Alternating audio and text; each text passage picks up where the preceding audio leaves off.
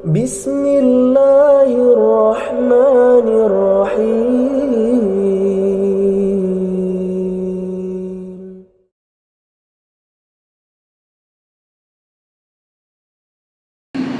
Bismillahirrahmanirrahim. Assalamualaikum warahmatullahi wabarakatuh. Innal hamdalillahi nahmaduhu wa nasta'inuhu wa nastaghfiruh wa na'udzu billahi min shururi anfusina wa min sayyiati a'malina. Man yahdihillahu fala mudilla lahu wa man yudlil fala hadiya lahu. وأشهد أن لا إله إلا الله وحده لا شريك له وأشهد أن محمدا عبده ورسوله صلى الله عليه وعلى آله وأصحابه ومن تبعهم بإحسان إلى يوم الدين وسلم تسليما كثيرا. أما بعد. Ikhwani al-kiram al-fudala rahimani Allah iyyakum. Alhamdulillah, pada kesempatan malam yang berbahagia ini kita kembali mendapatkan kemudahan dari Allah Subhanahu wa taala untuk bisa bersama kembali duduk di majlis yang mulia ini untuk bersama mengambil faedah dari petunjuk ayat-ayat Al-Qur'an, untuk mengetahui apa saja yang Allah inginkan agar kita perbuat untuk bisa mendapatkan ridha Allah Jalla wa'ala, dan apa saja yang Allah larang kepada kita sekalian untuk kita jauhi agar mendapatkan kemudahan dalam berjumpa dengannya, dalam pertanggungjawabkan amal-amal kita sekalian. Kita masih bersama faedah dari petunjuk-petunjuk ayat-ayat Al-Quran di surat Al-Baqarah. Pada malam ini insyaAllah kita akan mengambil ayat yang ke-103. Namun sebelumnya mohon untuk dibacakan lebih dahulu. Tafadhol. A'udzu billahi minasy syaithanir rajim. Walau annahum amanu wattaqaw lamathubatuh min 'indillahi khair law kanu ya'lamun. Barakallahu fikum. Allah menyebutkan a'udzubillahi minasyaitonir rajim. Walau annahum amanu wattaqaw lamathubatun min 'indillahi khair law kanu ya'lamun. Seandainya mereka Bani Israel beriman kepada apa yang Allah turunkan kepada Nabi-Nya, Nabi kita Muhammad SAW, dan bertakwa kepada Allah, tentunya balasan di sisi Allah dari pahala amal lebih baik seandainya mereka mengetahui hal tersebut. Ayat yang mulia ini jawaban dan penjelasan dari Allah Subhanahu wa taala terhadap perbuatan Bani Israel secara umum dan Yahudi secara khusus tentang sihir yang disebutkan di ayat sebelumnya.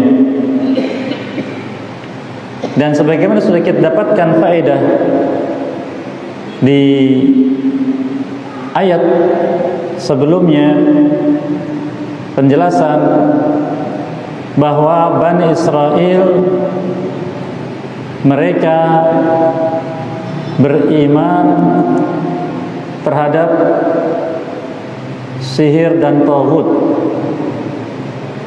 sebagaimana firmankan di surat An-Nisa ayat yang ke-51, Alam tara ilal ladzina utu nasiban minal kitabi yu'minuna bil jibti wat taghut wa yaquluna lil ladzina kafaru haula'i ahda minal ladzina amanu sabila. Tidakkah engkau lihat kepada orang-orang yang diberi bagian dari kitab yaitu ahli kitab.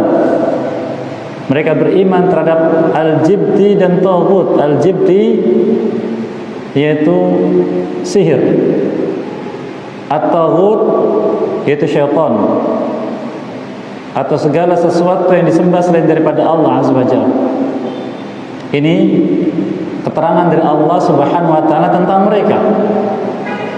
Bahkan mereka mengatakan kepada orang-orang kafir Quraisy, mereka itu lebih di atas petunjuk daripada orang-orang yang beriman. Jalan mereka lebih sesuai dengan petunjuk daripada orang-orang beriman. Ini pengkaburan keterangan dan fakta terhadap orang-orang kafir, sehingga mereka terhalangi dari beriman kepada apa yang dibawa oleh Nabi sallallahu alaihi wasallam. Maka Allah menegaskan, walau annahum amanu, seandainya mereka beriman pada apa? Beriman pada perkara-perkara gaib, bahwa perkara gaib hanyalah milik Allah Azza wa Jalla. Karena mereka meyakini, disebutkan di ayat tadi surat An-Nisa, beriman terhadap al-jibti dan taghut. Mereka memaksakan diri untuk mengetahui perkara gaib melalui perantaraan para syaitan dari bangsa jin. Maka beriman terhadap perkara yang gaib, sebagaimana sudah kita lewati di majlis yang sebelumnya, bahwa perkara gaib hanyalah milik Allah.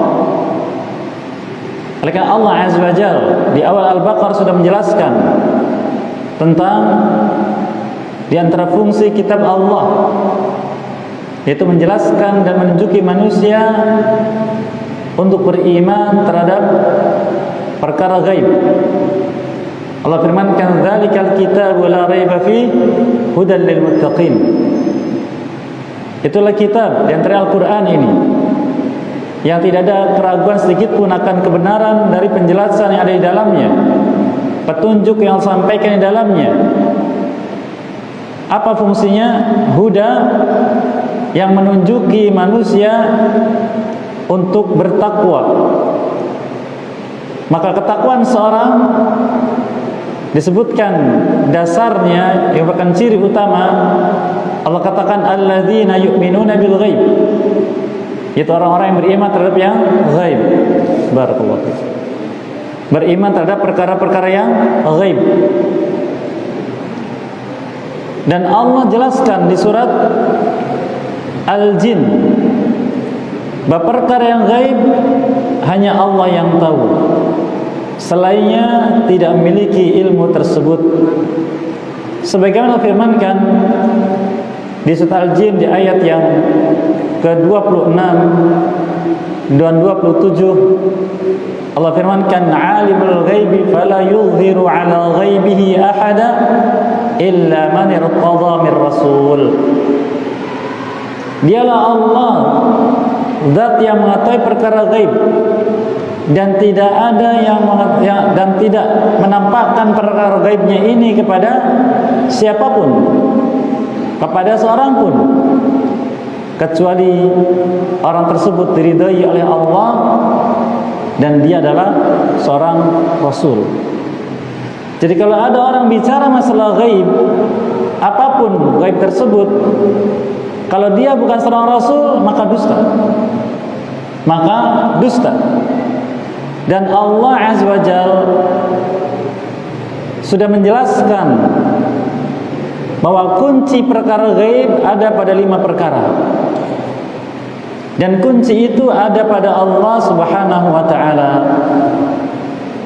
Sebagaimana isyaratnya Allah sebutkan di surat Al-An'am di ayat yang ke-59, Allah firmankan, wa 'indahu mafatihul ghaib la ya'lamuha illahu, dan di sisinya lah, yaitu Allah, kunci-kunci perkara gaib dan tidak ada yang mengetahuinya kecuali Dia.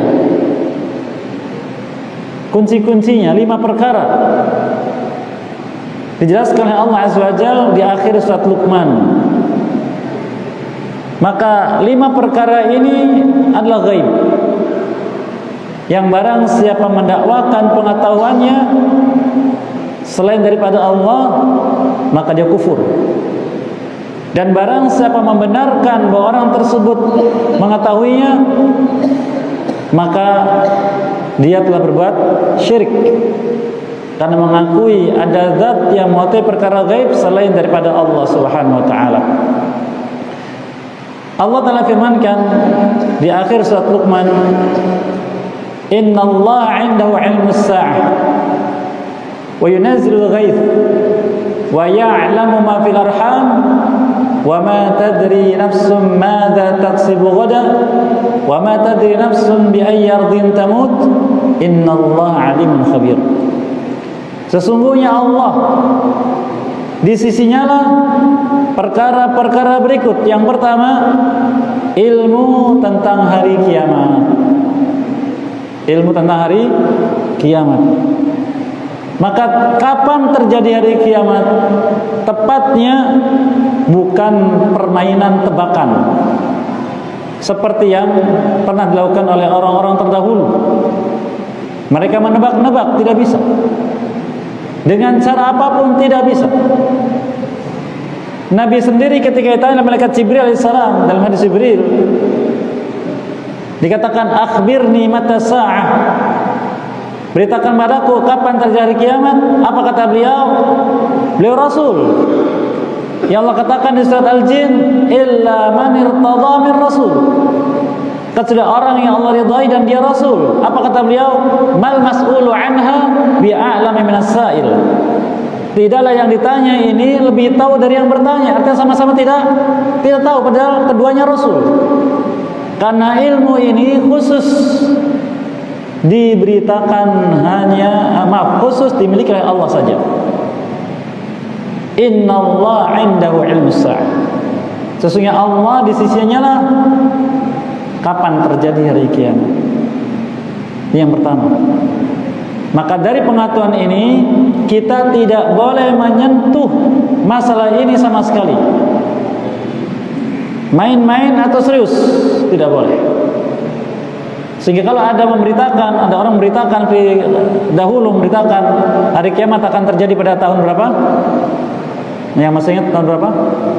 2012. Maka ingatlah, yang menyebarkan ini masuk dalam kategori menyebarkan dusta atas nama Allah SWT.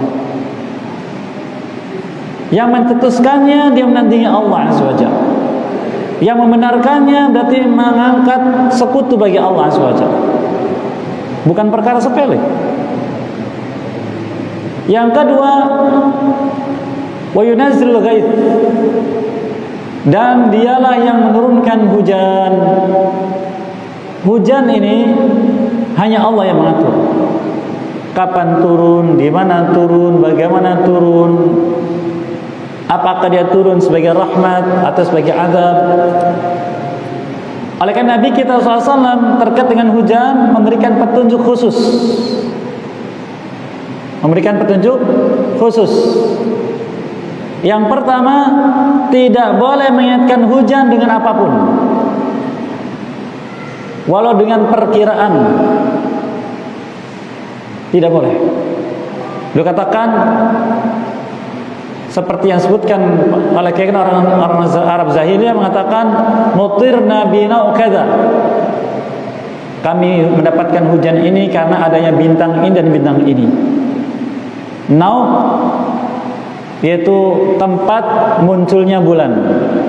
Jadi bulan itu dalam satu bulan dia muncul selama 28 tempat. Maka setiap tempat itu namanya nau. Maka jadi kalau bulan ini ada di nau ini yang kesekian, di sana ada bintangnya juga, maka pasti turun hujan. Itu keyakinan Arab Jahiliyah. Maka tidak boleh menyandarkan hujan kepada nau, itu jenis bintang. Sehingga beliau anjurkan kita ketika selesai hujan mengatakan mutirna, bagaimana doanya? Mutirna bifadlillahi wa rahmatih. Kita mendapatkan hujan ini karena karunia Allah dan rahmat darinya. Jadi menegakkan tauhid pada Allah SWT, menolak anggapan orang-orang jahiliyah. Jadi hujan disandarkan langsung pada Allah, tidak pada apapun. Yang kedua, apabila kita ingin hujan, sebelum berbuat apapun jangan repot mengeluarkan banyak usaha, banyak biaya, tapi langsung kepada pemiliknya, penciptanya dan pengaturnya, minta. Yang disebut dengan apa? Istisqa. Disebut dengan istisqa. Baik dengan doa langsung, Allahumma aghithna, ya Allah turunkan hujan bagi kami, atau dengan salat istisqa. Dan apabila turun hujan, maka kita berharap hujan ini adalah rahmat, kebaikan, karena asal hujan adalah kebaikan. Kita berdoa seperti disebutkan Nabi SAW, Allahumma sayyiban nafi'ah, ya Allah semoga hujan ini adalah hujan yang bermanfaat. Namun ketika kita menganggap hujan ini biasa dan sebagainya, sedangkan kita tidak luput dari maksiat dan selalu dengan maksiat, maka tidak jarang hujan yang turunkan adalah tidak bermanfaat, menjadi keburukan. Kita lupa dengan zikir ini. Setiap kali turun hujan, mintalah pada Allah agar hujan ini adalah bermanfaat. Allahumma sayyiban nafi'an. Dan apabila hujan turun tanpa henti, khawatir keburukannya, khawatir musibahnya, jangan risau, langsung kepada zat yang menurunkannya.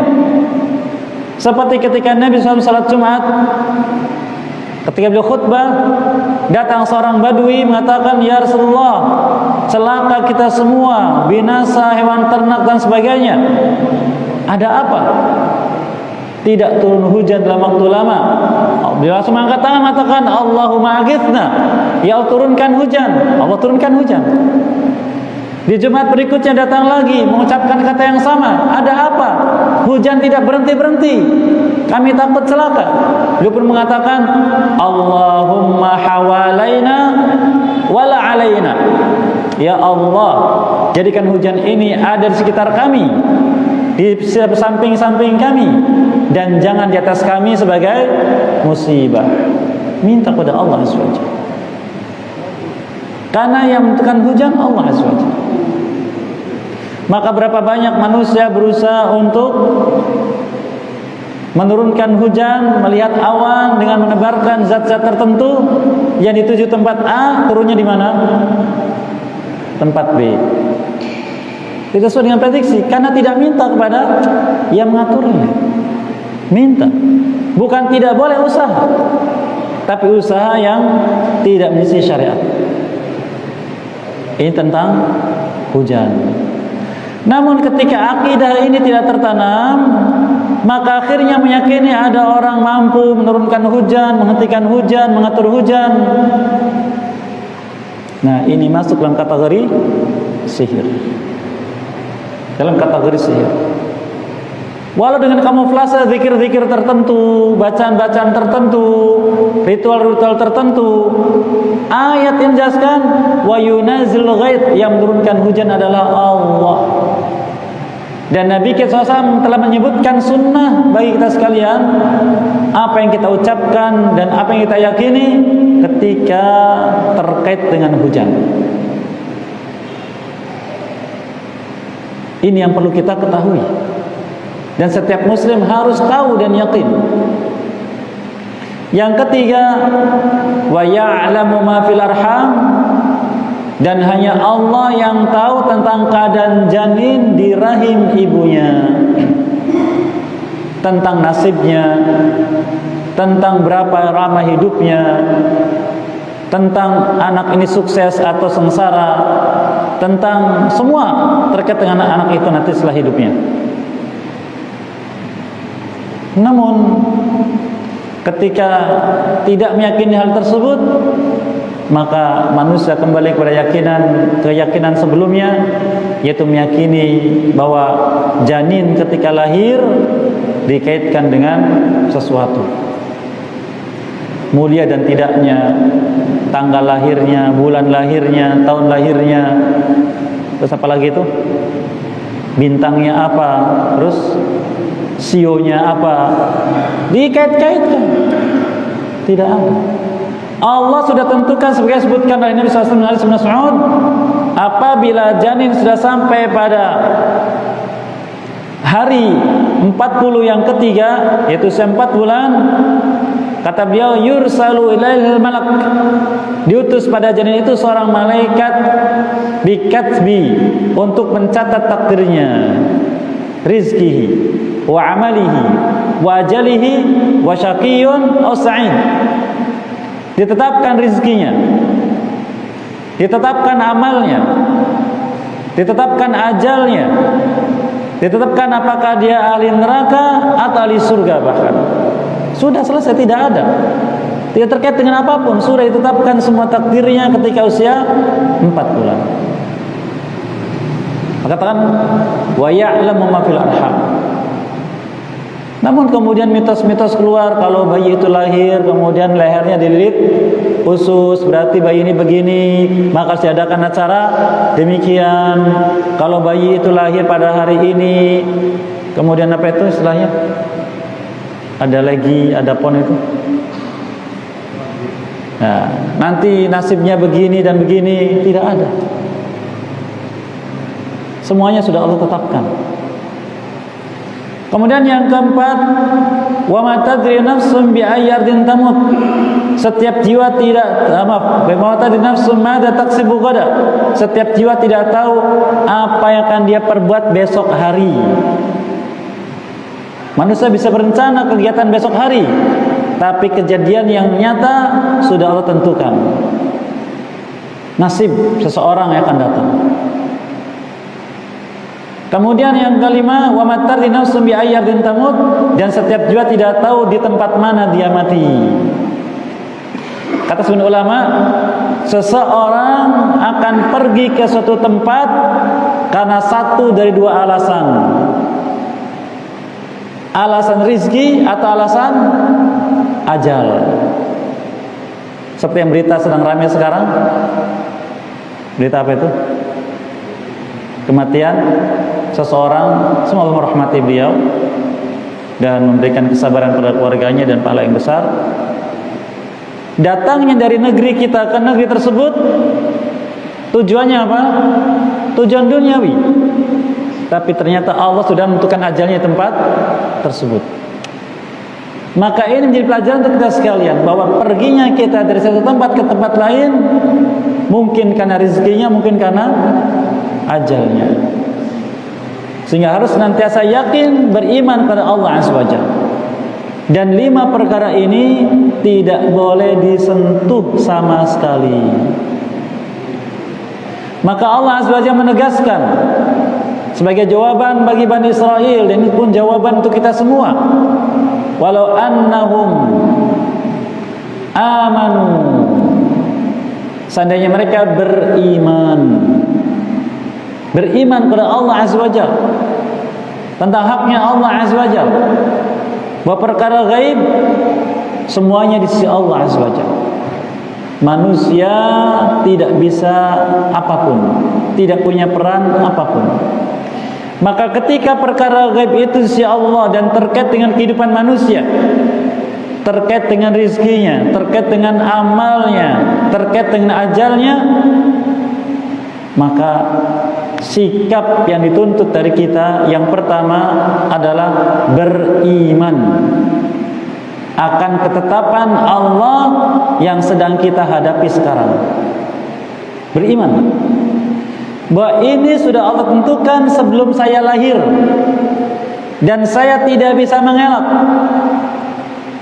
Mau tidak mau saya hadapi dan saya terima dengan ridha.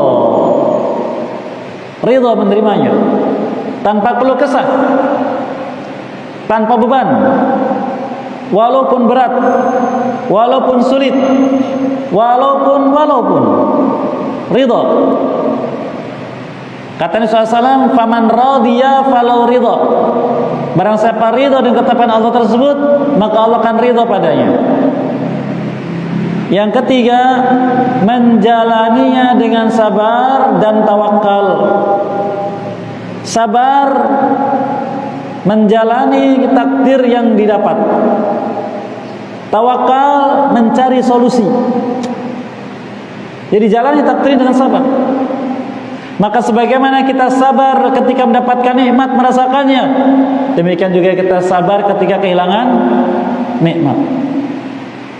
Kita sabar mendapatkan rezeki berlimpah, kita juga sabar ketika rezeki hilang. Begitu. Sabar ketika menjalani kesehatan, sabar juga ketika menjalani sakit. Dan tawakal dalam mencari solusinya. Orang yang mendapatkan rezeki berlimpah, bagaimana dia agar rezekinya terjaga?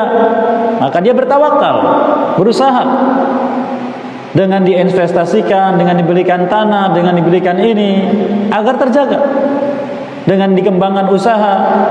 Demikian juga tawakal ketika rezekinya tidak ada. Bekerja ini, berdagang ini, menanam ini untuk mendapatkan rezeki. Kemudian ketika sudah dijalani dengan sabar dan tawakal, akan sampai pada hasil. Maka bila hasilnya sesuai dengan yang diinginkan, hendaknya bersyukur. Dan itu yang Allah inginkan. Oleh karena banyak kita dapati ayat Allah katakan la'allakum tashkurun, agar kalian bersyukur. Sebagaimana Allah firmankan hal tersebut ketika menjelaskan tentang penciptaan manusia di surat Al-Mulk. Allah firmankan di ayat 23, Qul huwallazi ansha'akum wa ja'alakumus sam'a wal absara wal afidah qalilan ma tashkurun. Katakan wahai Muhammad SAW, dialah Allah yang telah menjadikan kalian atau menciptakan kalian dan menjadikan kalian untuk kalian pendengaran, penglihatan dan hati. Sedikit dari kalian yang mau bersyukur. Itu Allah inginkan syukur. Demikian juga ketika kita ternyata mendapatkan hasil tidak sesuai dengan apa yang kita inginkan, pun tetap kita harus bersyukur. Tetap bersyukur. Sebagaimana Nabi kita menunjukkan SAW ketika Allah Azza wa Jalla menyuruh salah seorang malaikatnya mewafatkan salah seorang dari hambanya. Allah bertanya kepada malaikat ini, engkau ambil orang yang dicintai oleh hambaku? Iya. Apa yang dia ucapkan? Dia memujimu dan beristirja. Memujimu dan beristirja.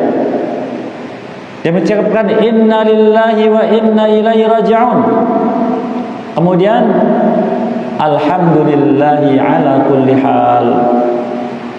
Maka Allah katakan pada malaikat ini, bangunkan untuknya satu rumah di surga dan beri nama rumah itu dengan Baitul Hamdi, istana pujian. Maka apapun keadaan kita tetap memuji Allah Azza wa Jalla. Kata sebagian ulama, kalau kita mendapatkan kesulitan dalam hidup, mendapatkan musibah, keburukan dalam hidup, itu sedikit. Nikmat Allah masih banyak. Allah firmankan surah Al-Baqarah ini di ayat 155, "Wala nabluwannakum bi syai'in." Kami pasti menguji kalian bi syai'in, dengan sedikit. Sedikit kata Allah. Bukan banyak.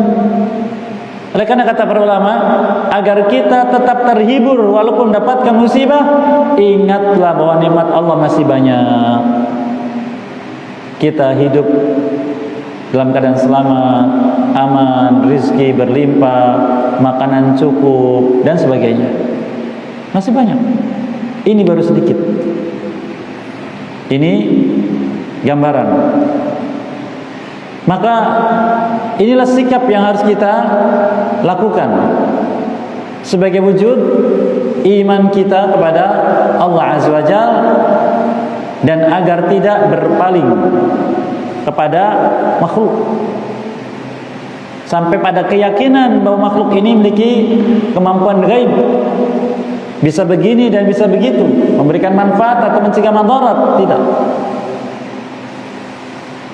Karena apabila akidah semacam ini hilang, maka akan muncul akidah kebalikannya.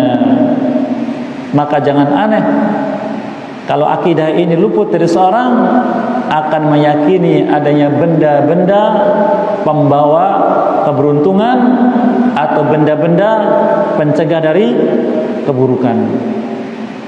Dipakai, dipasang di pintu, dipasang di tembok, disimpan di lemari, disimpan di laci, macam-macam.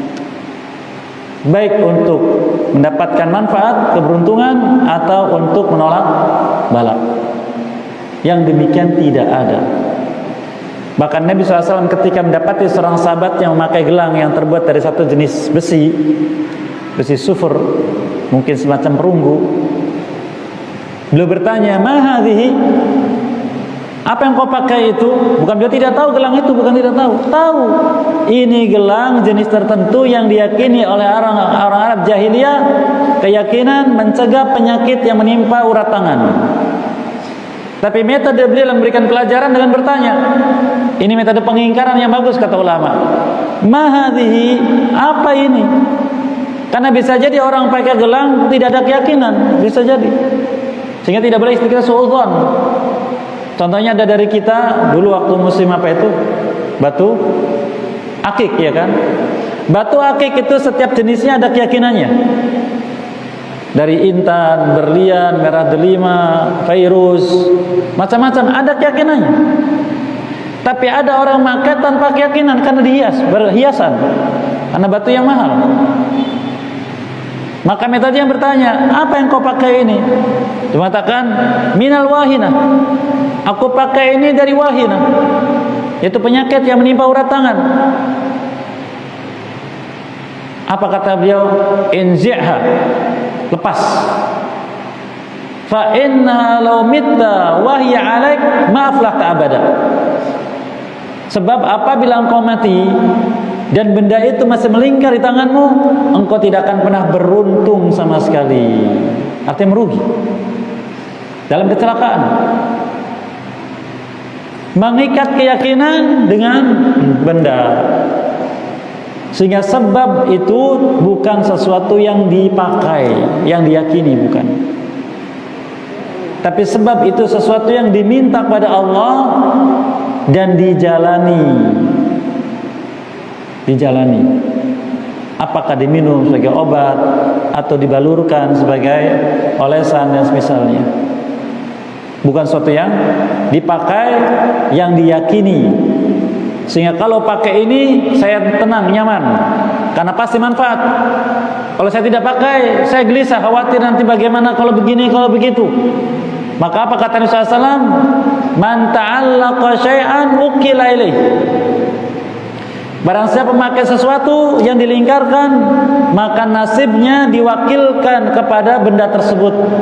Artinya kata ulama, tawakalnya bukan pada Allah tapi pada benda itu. Itu kalau pakai nyaman, tenang. Kalau tidak pakai gelisah, resah. Maka itulah tawakal kepada benda. Maka beriman kepada Allah SWT. Walau annahum amanu, sehingga mereka beriman pada Allah. Dalam hal apapun beriman kepada Allah SWT. Yang tadi disebutkan sikap dari orang beriman. Kemudian apakah beriman saja? Allah kaitkan dengan takwa, wattaqau. Beriman kepada Allah Azza wa Jalla secara umum mencakup beriman bahwa segala kebaikan dan keburukan dari Allah, ditetapkan oleh Allah, dan itu kebaikan untuk hamba bila hamba beriman, tapi keburukan bagi hamba bila hamba tidak beriman. Contoh, kalau seorang hamba mendapatkan rezeki yang berlimpah, kalau dia bercocok tanam, dia panen berlimpah, maka kebaikan untuknya. Gagal panen, kebaikan untuknya. Walau kata manusia gagal panen buruk, tapi semuanya kebaikan. Karena dengan imannya tadi, ketika dia mendapatkan keberhasilan dengan panen berlimpah, dia bersyukur, menunaikan zakat. Ketika gagal panen, maka dia bersabar. Maka apa kata Rasulullah SAW? Ajaban li amril mu'min, inna amrahu kullahu khair, wa laisa dzalika lahadin illa lil mu'min. Menakjubkan hidupnya orang beriman, semuanya baik, dan itu tidak dijumpai kecuali hanya ada pada diri orang yang beriman. In asabatus sarra syakara fakana khairan lahu. Jika dia mendapatkan hidup lapang, senang, dia bersyukur, maka itu baik untuknya. Wa in asabatu dharra sabara fakana khairan lahu. Jika hidupnya ditimpa kesusahan, musibah, maka dia bersabar, itu baik untuknya. Maka itu yang terbaik dan baik. Tapi berbeda bagi orang yang tidak beriman. Nikmat yang berlimpah menyebabkan mereka semakin larut dalam maksiat. Nikmat yang dicabut menjadikan mereka berkeluh kesah, bahkan putus asa. Maka buruk dan buruk. Oleh karena jangan terpedaya, jangan hasad, jangan punya keinginan ketika mendapati orang tidak beriman, dunianya berlimpah dan hidupnya senang. Itu hakikatnya istidraj. Apa istidraj? Azab yang Allah siapkan dan masanya diulur. Mereka diberi kenikmatan dunia seakan-akan tanpa batas, sehingga mereka semakin lalai, dan akhirnya sampai pada ajal mereka tidak bertobat pada Allah, tidak beriman pada Allah. Seperti Fir'aun. Fir'aun diulur oleh Allah SWT kekuasaannya, kenikmatannya, dunianya. Maka ketika timpa azab, barulah dia merasa. Apa kata Fir'aun? Allah sebutkan ucapannya di surat Yunus ayat yang ke-90. Amantu annahu la ilaha illalladzi amanat bihi banu Israil wa ana minal muslimin. Sekarang aku beriman bahwa memang tidak ada sembahan yang berhak diibadahi kecuali sembahan yang diimani oleh Bani Israel. Dan sekarang aku menjadi orang Muslim, tidak dianggap oleh Allah. Demikian juga dengan Qarun. Allah Azza wa Jalla menyebutkan tentang Qarun di surat Al-Qasas, di mana Bani Israel sampai ingin seperti Qarun. Ingin seperti Qarun. Harta berlimpah, hidup enak. Tapi ketika ternyata dia ditenggelamkan oleh Allah dengan hartanya juga, maka barulah mereka menyadari. Maka apa wasiat Allah? Allah wasiatkan bahwa dunia ini bukan untuk senang-senang, tapi untuk mendapatkan negeri akhirat. Allah firmankan di ayat 77, "Wabtaghi fima ataqallahu ad-daral akhirah wa la tansa nasibaka minad dunya wa ahsin kama ahsanallahu ilaik wa la tabghil fasada fil ard innallaha la yuhibbul mufsidin." Berharaplah, carilah dengan apa yang Allah berikan kepadamu negeri akhirat, dan jangan lupakan bagianmu di dunia. Silakan, ingin apa silakan, selama halalan thayyibah, halal dan baik. Wala tansa nasibaka minad dunya, dari kendaraan, dari tempat tinggal, dari apapun. Silahkan. Tapi ingat, wahsin kama ahsanallahu ilaik, berbuat baiklah kepada sesama sebagaimana Allah telah berbuat baik kepadamu, dan jangan berbuat kerusakan di muka bumi, yaitu maksiat. Sesungguhnya Allah tidak menyukai orang-orang yang suka berbuat maksiat. Inilah orang beriman. Dan iman meyakini bahwa semua datang dari Allah Azza wa Jalla. Sedangkan takwa yang diikutkan dengan iman, yaitu meningkatkan ketaatan kepada Allah dengan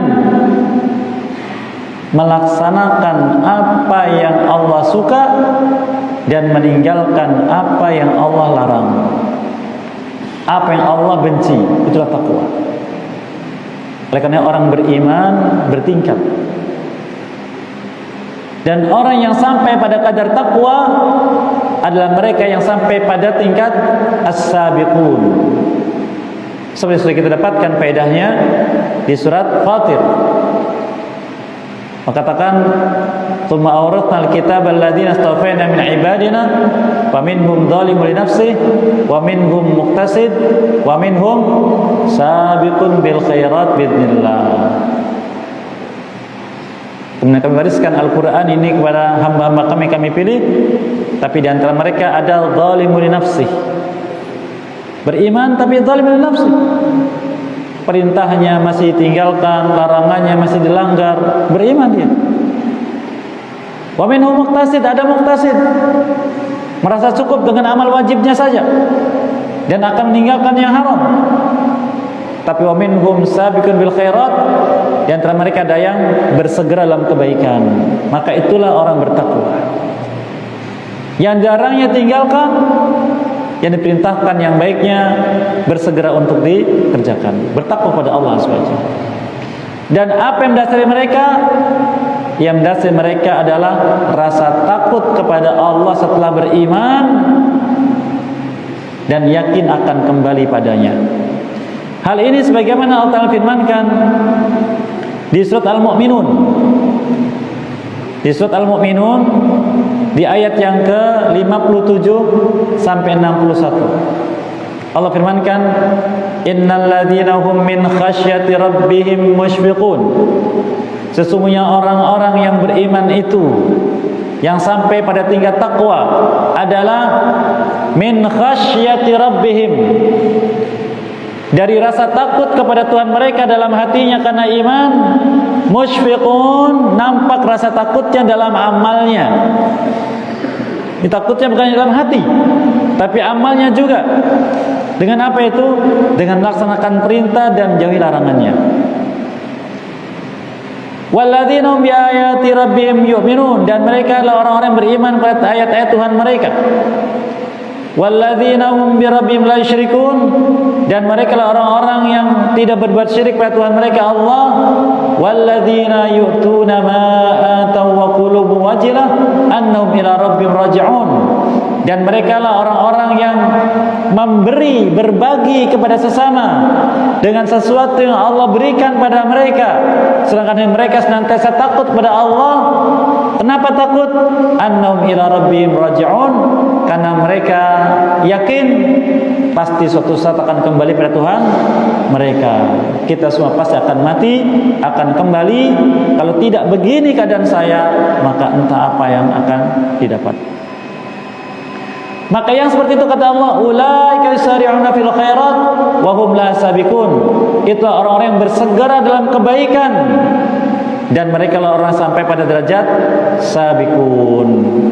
Itulah yang Allah inginkan dari hamba, termasuk dari Bani Israel. Maka jangan kepada sihir, jangan kepada penyimpangan, tapi beriman dan bertakwa pada Allah. Maka kalau begitu amalnya, keyakinannya, apa kata Allah? La mathubatun min indillah khair, maka pahala di sisi Allah lebih baik dari itu semua. Lebih baik dari itu semua. Lau kanu ya'lamun, seandainya mereka tahu. Oleh karena disini tekankan lau kanu ya'lamun, seandainya mereka tahu, berilmu, maka hendaknya kita berilmu tentang apa yang wajib kita imani dan berilmu tentang bagaimana kita sampai pada derajat at-taqwa. Semoga Allah SWT senantiasa memberikan kita kemudahan untuk bisa mendalami unsur-unsur yang meningkatkan iman kita dan ketakwaan kita pada Allah, dan jauhkan segala penyimpangan dan hal-hal yang mencelakakan. Wallahu walidzalika wal qadir alaih. Wassalamualaikum wa ala alihi washabbihi ajmain. Da'wana alhamdulillahi alamin. Barangkali dengan sampaikan dipersilakan nanti setelah adzan Isya. Tafadhalu, barangkali ada yang menyampaikan sesuatu.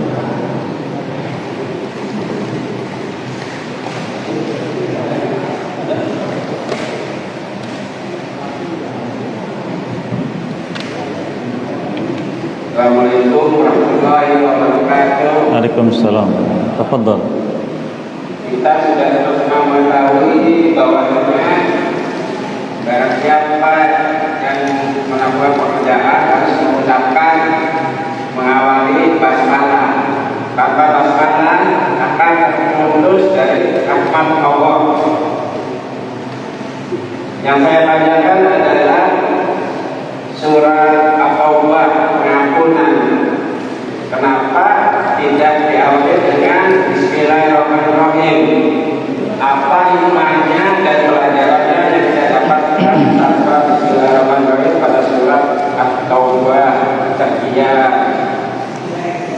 Baik, barakallahu fikum wa jazakumullahu khairan. Bismillah, alhamdulillah, wassalatu wassalamu ala rasulillah wa ba'd. Terkait dengan hikmah Allah Azza wa Jalla tidak mengawali surat At-Taubah dengan basmalah sebagaimana pada surat-surat yang lainnya. Di sini sebagian ulama menyebutkan tentang hikmahnya. Di antaranya Allah Niswab, apa yang Allah sebutkan surat At-Taubah dengan apa yang disebutkan surat Al-Anfal sebelumnya itu seakan-akan masih terkait, sehingga tidak diputus dengan basmalah. Ini yang umum disebutkan oleh mereka. Dan tentu masih ada hikmah lain yang Allah simpan untuk dirinya, dan kebaikan untuk kita sekalian.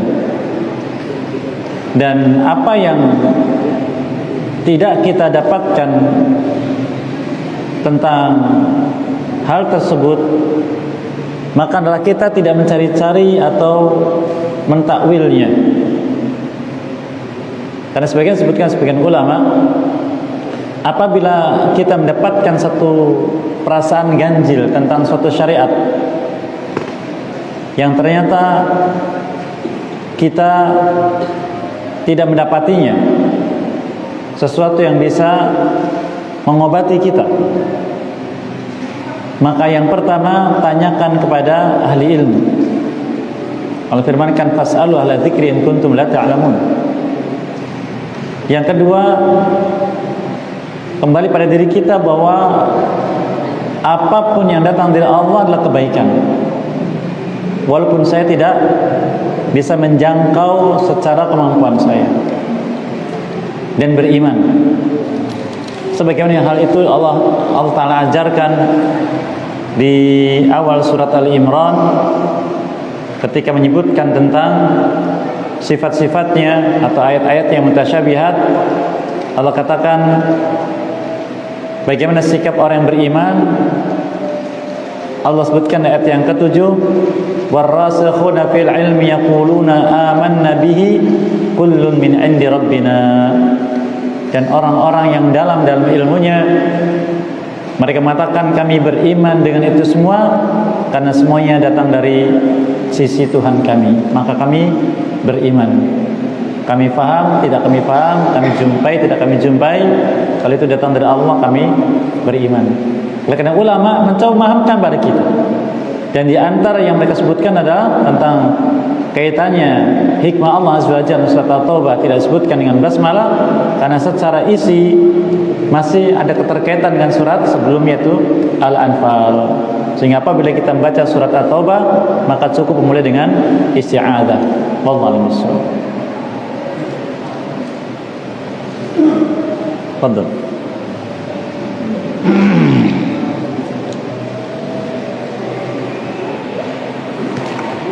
Anda dapat informasi bahwasanya ketika seseorang yang tertimpa musibah kemudian dia bersabar, maka dia akan ditinggikan derajatnya dan dan akan diampuni. Yang Anda minta dijelaskan apakah yang dimaksudkan ditinggikan derajatnya? Baik, barakallahu fikum. Para ulama menjelaskan bahwa di surga itu ada 100 derajat. Dan satu derajat dengan derajat berikutnya, derajat itu tingkat. Itu jaraknya 500 tahun. Jaraknya 500 tahun. Dan naik derajatnya seorang hamba dari satu derajat yang lebih tinggi itu dengan banyak sebab. Yang pertama dengan ilmu. Allah firmankan surat Al-Mujadilah, yarfa'illahu alladhina amanu minkum walladhina utul ilma darajat. Allah mengangkat derajat orang beriman di antara kalian dan orang berilmu di atasnya beberapa derajat. Maka dengan iman dan ilmu naiknya derajat seorang hamba. Yang kedua dengan Al-Quran. Nabi kita berikan SAW yuqali sahibul Quran Iqra warattil warqi fa inna akhir manzilataka fi akhir ayatin taqra'uha atau kama qala sallallahu.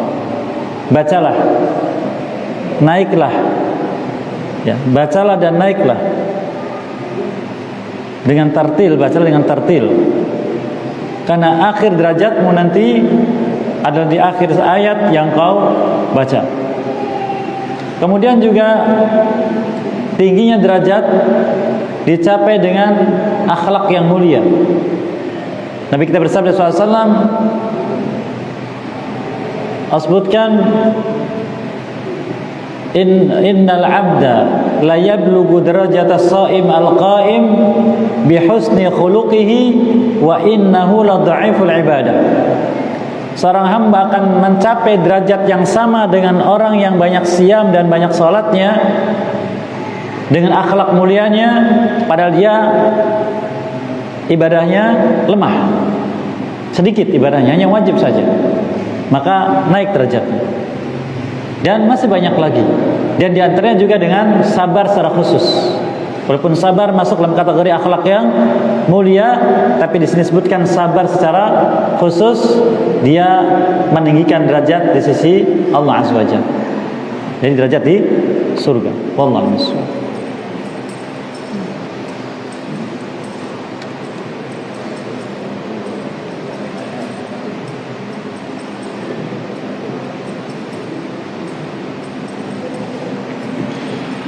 Assalamualaikum warahmatullahi wabarakatuh. Waalaikumsalam warahmatullahi wabarakatuh. Dalam hadis kita tahan bahwa menjelang hari akhir banyak orang beriman yang mimpinya jadi kenyataan. Yang dimaksud orang beriman yang mimpinya terbukti itu adalah beriman yang beriman. Baik, barakallahu. Nabi kita mengatakan soal arakum ru'yakum qad tawattu'at atau kama qala sallallahu. Aku dapati mimpi kalian sudah mulai terjadi.